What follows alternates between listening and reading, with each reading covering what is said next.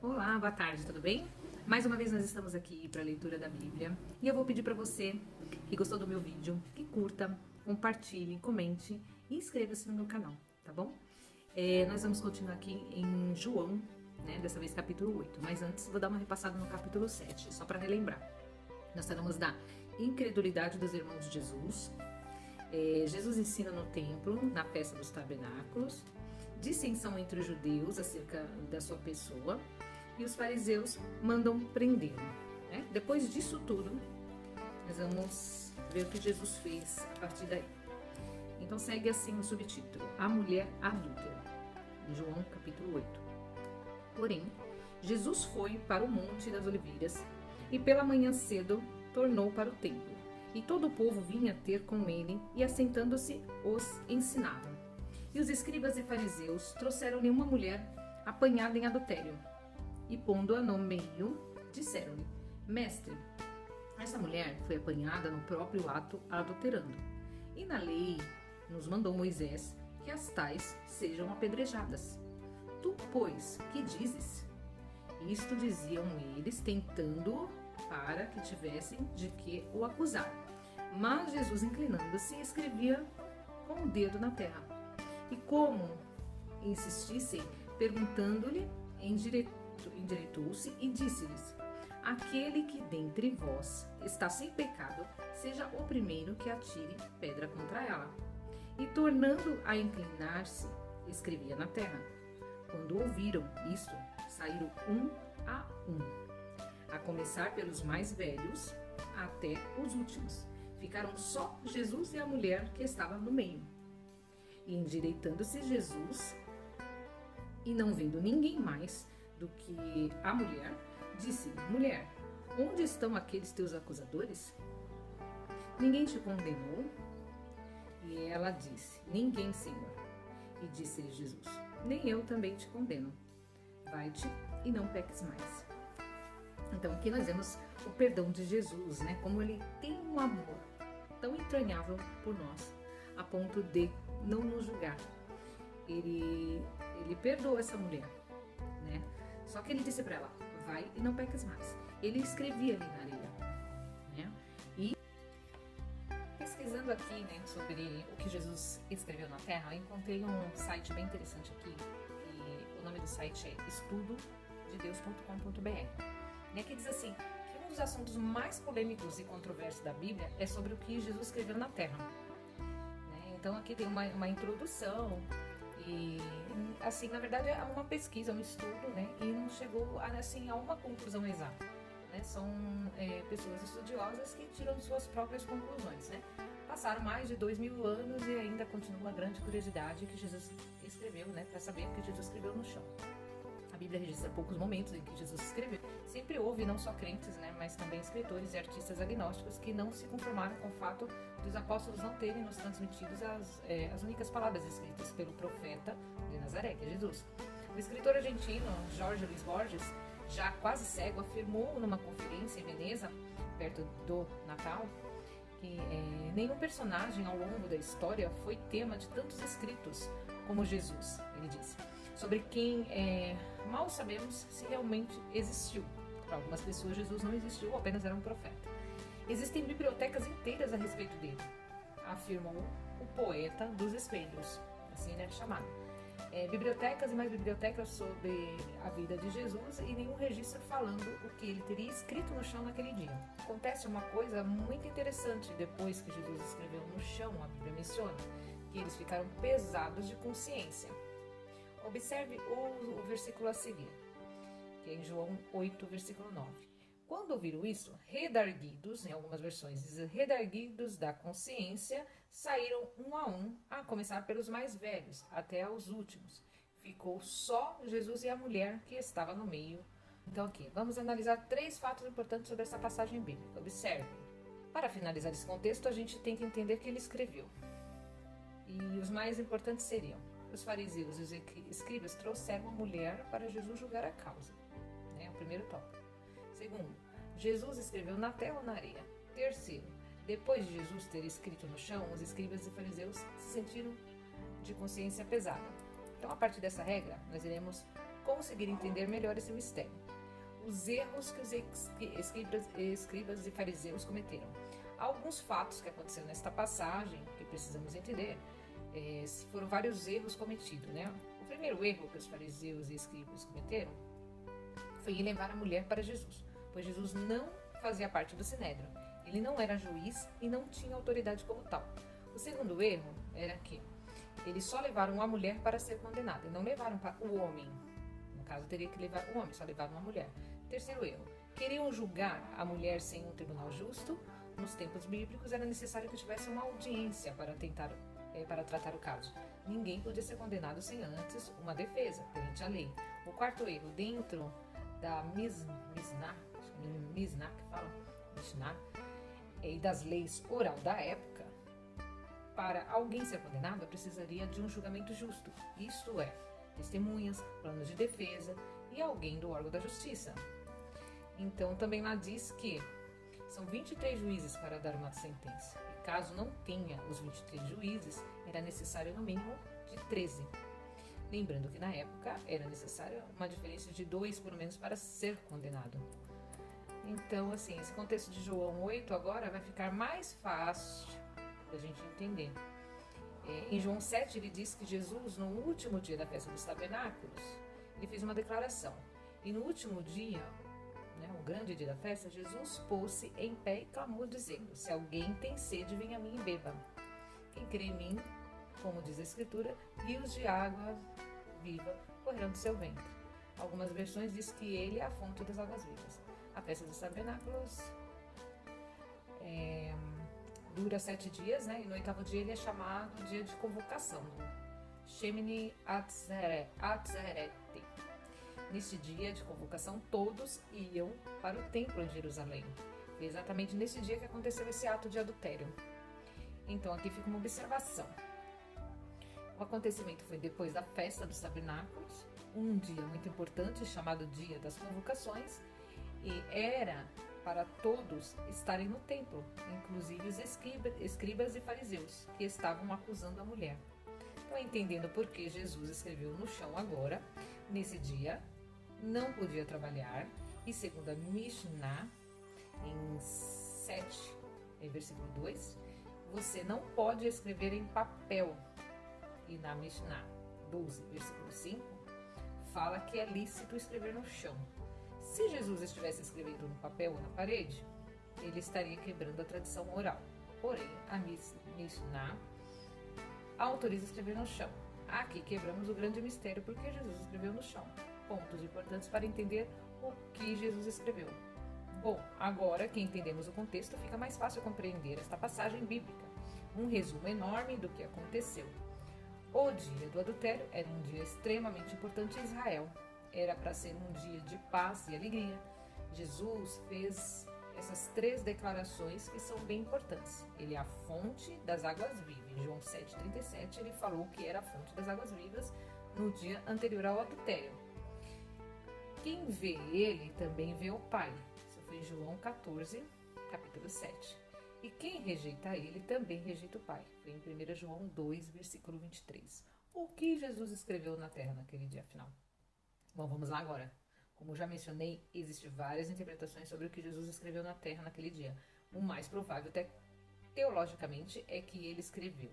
Jeremias, capítulo 17, versículo 10, tem uma observação a seguir.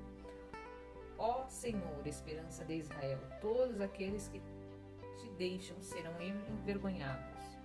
Os que se apartam de mim serão escritos sobre a terra, porque abandonam o Senhor, fonte das águas vivas. Esse é o versículo que tem em Jeremias, capítulo 17, versículo 13, O profeta Jeremias é que falou, mediante a Deus. Ó Senhor, esperança de Israel, todos aqueles que te deixam serão envergonhados.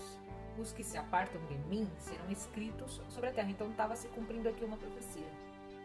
Como os fariseus e os escribas se apartavam de Deus, porque eles não criam em Jesus Cristo, então aqui já estava assim, confirmando aquela profecia, que todos que se apartam do Senhor, abandonam o Senhor, terão um nome escrito, serão envergonhados com os nomes escritos sobre a terra. e fazendo menção ao Senhor, que é fonte das águas vivas. Então o texto diz que todos que deixaram a Deus focaram em si mesmos, e esses serão envergonhados, né, com o nome escrito no chão.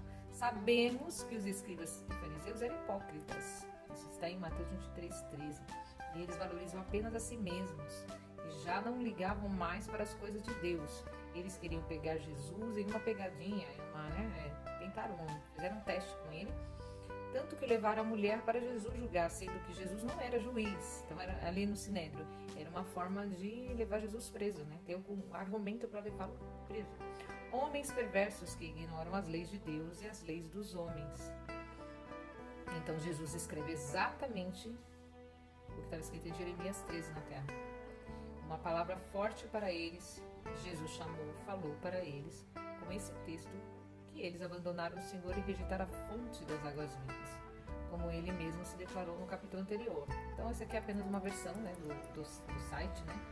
Os escribas e fariseus se sentiram com uma consciência pesada, como nós já mencionamos no versículo 8, né, capítulo 8, versículo 9. Eles saíram com a consciência pesada e foram saindo um a um, desde o mais velho até os mais novos. Esse é o motivo que a consciência deles ficaram pesadas, pois o texto diz daqueles que abandonaram o Senhor e rejeitaram a fonte da água viva. Essa é a explicação mais coerente que tem, né, nos textos bíblicos, e a teologia. Então existem muitas interpretações, mas eu ainda prefiro ficar com essa que está escrito aqui no site, né? E é isso. Tem várias versões, né, vários estudos, várias hipóteses, tá? Então é isso. Vamos para o próximo tópico. O próximo tópico que nós vamos ler é o discurso de Jesus sobre sua missão. Falou-lhes, pois, Jesus outra vez, dizendo: Eu sou a luz do mundo. Quem me segue não andará em trevas, mas terá a luz da vida. Disseram-lhe, pois, os fariseus: Tu testificas de ti mesmo, o teu testemunho não é verdadeiro. Respondeu Jesus e disse-lhes: Ainda que eu testifico de mim mesmo, o meu testemunho é verdadeiro, porque sei de onde vim e para onde vou, mas vós não sabeis de onde venho e nem para onde vou. Vós julgais segundo a carne, e eu a ninguém julgo. E se na verdade julgo, o meu juízo é verdadeiro, porque não sou eu só, mas eu e o Pai que me enviou. E na vossa lei está também escrito que o testemunho de dois homens é verdadeiro. Eu sou o que testifico de mim mesmo, e de mim testifica também o Pai que me enviou. Disseram-lhe, pois: Onde está teu Pai? Jesus respondeu: Não me conheceis a mim, nem a meu Pai. Se vós me conhecesseis a mim, também conheceríeis a meu Pai. Essas palavras disse Jesus no lugar do tesouro, ensinando no templo, e ninguém o prendeu, porque ainda não era chegada a sua hora. Disse-lhes, pois, Jesus outra vez: Eu retiro-me e buscar-me-eis, e morrereis no vosso pecado. Para onde eu vou, não podeis vós ir. Diziam, pois, os judeus: Porventura quererá matar-se a si mesmo, pois diz: Para onde eu vou, não podeis vós ir? E dizia-lhes: Vós sois de baixo, e eu sou de cima. Vós sois deste mundo, e eu não sou deste mundo. Por isso vos disse que morrereis em vossos pecados, porque se não crerdes que eu sou, morrereis em vossos pecados. Disseram-lhe, pois: Quem és tu? Jesus lhes disse: Isso mesmo que já desde o princípio vos disse. Muito tenho que dizer e julgar de vós, mas aquele que me enviou é verdadeiro, e o que dele tenho ouvido, isso falo ao mundo. Mas não entenderam que ele lhes falava do Pai. Disse-lhes, pois, Jesus: Quando levantardes o Filho do Homem, então conhecereis quem eu sou, e que nada faço por mim mesmo, mas falo como o Pai me ensinou. E aquele que me enviou está comigo. O Pai não me tem deixado só, porque eu faço sempre o que lhe agrada. Dizendo ele estas coisas, muitos creram nele. Jesus dizia, pois, aos judeus que criam nele: Se vós permanecerdes na minha palavra, verdadeiramente sereis meus discípulos, e conhecereis a verdade, e a verdade vos libertará. Responderam-lhe: Somos descendência de Abraão, e nunca servimos a ninguém. Como dizes tu, sereis livres? Respondeu-lhes Jesus: em verdade vos digo que todo aquele que comete pecado é servo do pecado. Ora, o servo não fica para sempre em casa, o filho fica para sempre. Se, pois, o filho vos libertar, verdadeiramente sereis livres. Bem sei que sois descendência de Abraão, contudo procurais matar-me, porque a minha palavra não entra em vós. Eu falo do que vi junto de meu pai, e vós fazeis o que também vistes junto de vosso pai. Responderam e disseram-lhe: nosso pai é Abraão. Jesus disse-lhes: se fosseis filhos de Abraão, farias as obras de Abraão.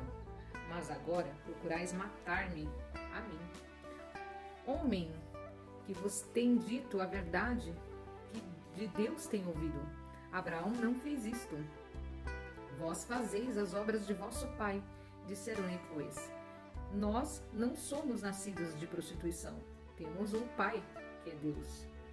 Disse-lhes, pois, Jesus: se Deus fosse o vosso pai, certamente me amaríeis, pois que eu saí e vim de Deus. Não vim de mim mesmo, mas ele me enviou. Porque não entendeis a minha linguagem? Por não poderdes ouvir a minha palavra. Eles eram, os fariseus e os sacerdotes, eles eram muito da leitura bíblica, né? Eles estudavam muito a letra. Então eles liam, naquela época, os sacerdotes e os fariseus, eles estudavam a Bíblia na literatura, né? No literal. Eles não levavam a leitura da Bíblia pelo lado espiritual. E eles tinham essa dificuldade de entender o que Jesus estava falando para eles, a mensagem que Jesus estava transmitindo para eles. E Jesus estava transmitindo uma mensagem que vinha do alto, né, do céu, vinha diretamente de Deus. E eles iam no material, naquilo que eles estavam lendo ali, no literal, que estava escrito, né, mas no sentido material, não no sentido espiritual. Vós tendes por pai o diabo e quereis satisfazer os desejos de vosso pai, o pai, aqui dizem em letra P minúscula, pai, né, da terra, não o pai do céu. Ele foi homicida desde o princípio, o pai, diabo, né, que aqui é o que ele está se referindo. Ele foi homicida desde o princípio e não se firmou na verdade, porque não há verdade nele. Quando ele profere mentira, fala do que lhe é próprio, porque é mentiroso, é pai da mentira. Mas porque vos digo a verdade, não me credes. Quem dentre vós me convence de pecado? E se vos digo a verdade, por que não credes? Quem é de Deus, escuta as palavras de Deus. Por isso, vós não as escutais, porque não sois de Deus. Né? É muito bom a gente ler novamente esse versículo. Prestem atenção. Quem é de Deus, escuta as palavras de Deus. Por isso, vós não escutais, porque não sois de Deus. Então, aqueles que são filhos de Deus, ouvem a palavra do Pai, ouvem as palavras de Deus. E eles, como não eram de Deus, não ouviam, não entendiam. Responderam, pois, os judeus e disseram-lhe: não dizemos nós bem que és... Desculpa, vou voltar. Responderam, pois, os judeus e disseram-lhe: não dizemos nós bem que és samaritano e que tens demônio? Jesus respondeu: eu não tenho demônio, antes honra meu Pai, e vós me desonrais. Eu não busco a minha glória, há quem a busque e julgue. Em verdade vos digo que se alguém guardar a minha palavra, nunca verá a morte. Disseram-lhe, pois, os judeus: agora conhecemos que tens demônio. Eles ainda não estavam crendo ainda. Morreu Abraão e os profetas, e tu dizes: se alguém guardar a minha palavra, nunca provará a morte. És tu maior do que o nosso pai Abraão, que morreu? E também os profetas morreram. Quem te fazes tu ser? Eles não entendiam de que morte Jesus Cristo estava falando. Jesus Cristo não falava da morte física, mas da morte espiritual, a morte eterna. Jesus respondeu: se eu me glorifico a mim mesmo, a minha glória não é nada. Quem me glorifica é meu Pai, o qual dizeis que é vosso Deus. E vós não o conheceis, mas eu conheço-o. E se disser que o não conheço, serei mentiroso como vós, mas conheço-o e guardo a sua palavra. Abraão, vosso pai, exultou por ver o meu dia, e viu-o e alegrou-se. Disseram-lhe, pois, os judeus: ainda não têm 50 anos e vistes Abraão? Disse Jesus: em verdade vos digo que antes que Abraão existisse, eu sou. Antes que Abraão existisse, ele já era. Então, pegaram em pedras para lhe atirarem, mas Jesus ocultou-se e saiu do templo, passando pelo meio deles, e assim se retirou. Para você ver quão grande era o poder de Jesus, que ele ocultou-se naquele momento, ele passou no meio deles e eles nem viram, e assim Jesus se retirou. Então é isso, ficamos por aqui, lemos o livro de João, capítulo 8, na minha Bíblia, que a versão é João Ferreira de Almeida. Tá? A edição aqui é revisão de 1997, na grafia simplificada, tá bom? Então, próximos estudos, próxima leitura, né, será João capítulo 9. E aí eu peço para você, que ficou comigo até agora, que curta, compartilhe, comente, inscreva-se no meu canal, tá bom? Se você gostou, passe para frente e até a próxima leitura.